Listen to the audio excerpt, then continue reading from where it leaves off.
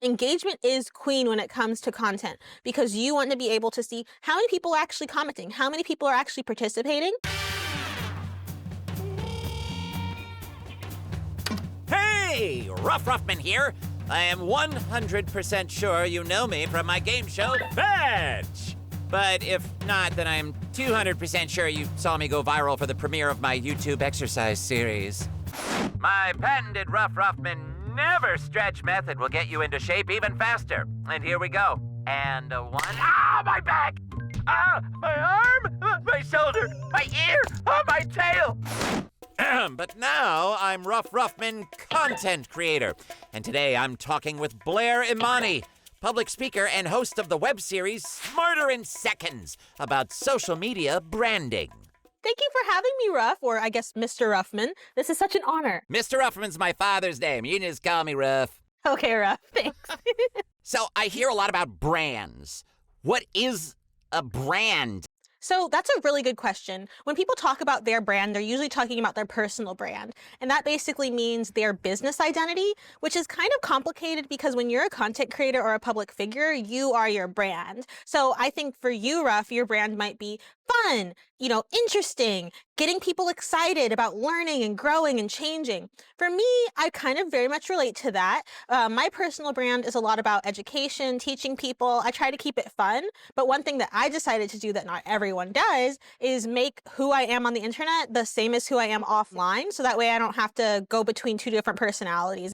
I try to bring a lot of myself into the internet, but I have to remember self-preservation, and not everybody needs to know everything about you. My friend Allison Stoner says that you can be 100% authentic without being 100% transparent, so that's definitely top of mind for me. Now, for those that are looking to get into this, as I am right now, what's good and bad about being a digital content creator? Sometimes you say something and you're super clear and you feel like there's no way this could be misinterpreted or used against me. And then you find out that some people in your comment section really have lawyer energy and want to nitpick everything that you say. And it's really easy to take it personally. So there's so much research about, especially for young people, how social media and cyberbullying can really affect our mental health. And it's really important to recognize because it's not just people with big platforms like me or like you, it's folks who have a social media account at all. But the beautiful thing is that social media can help us find people. I have so many people who love me and support me. And I'm not just talking about the folks in my audience who I call smarties. I'm talking about people who, maybe they saw me from one of my videos and then I ran into them in the street and suddenly we're friends now. And I really feel like I get to be my full self every single day and make a career out of being myself. And that's beautiful. I kind of know I wouldn't have that without social media because it's helped me connect with people all over the world. So your followers, your loyal followers, your fans, your friends, the people that support what you do, how important is your subscriber total? It can feel like a popularity contest, but what people are starting to realize more and more is that it's not like high school popularity. It's not like how much can I fit in, it's how much can I stand out. And what a lot of content creators do and how they become viral in the first place is by being the truest form of themselves.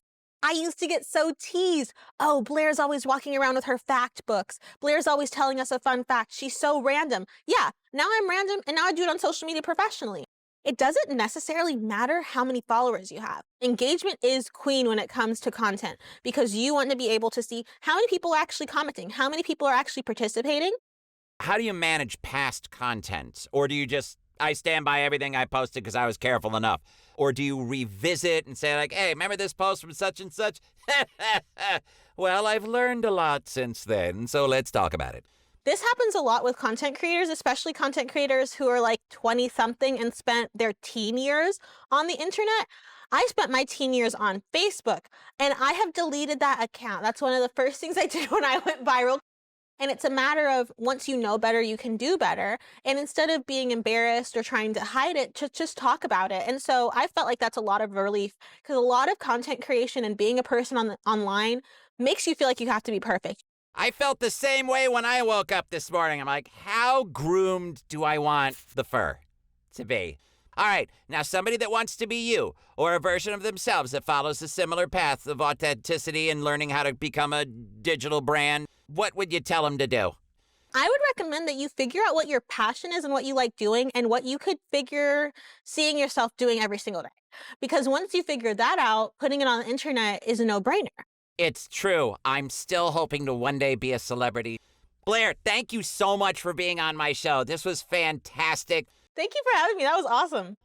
A big thanks to Blair Imani for talking to us today about the ins and outs of social media branding. But now I gotta go. Bought a chair from one of those assemble-it-yourself places, so I'm setting aside the next 2 to 3 days to build that, because this is not gonna take 15 seconds. Ciao!